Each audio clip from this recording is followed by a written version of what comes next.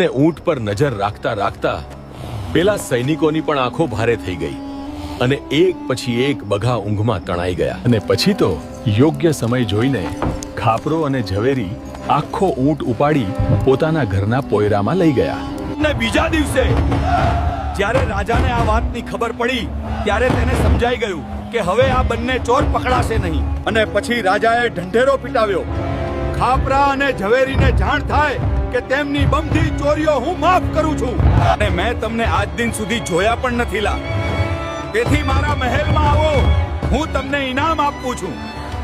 એટલે ખાપરા અને ઝવેરી ફરી મહાકાળી માતા પાસે ગયા અને વિનંતી કરી, હે માડી, મોહમ્મદ શાહ બેગડાએ અમને પોતાના રાજ્યમાં તેડાવ્યા છે. હે માડી, જો તું રજા આપતી હોય તો અમે બંને રાજાના મહેલમાં જવા તૈયાર છીએ. કારણ કે આ રાજા તો બહુ માથા ભારે છે. ક્યાંક મહેલમાં બોલાવીને અને ફાંસીએ લટકાવી દેતો.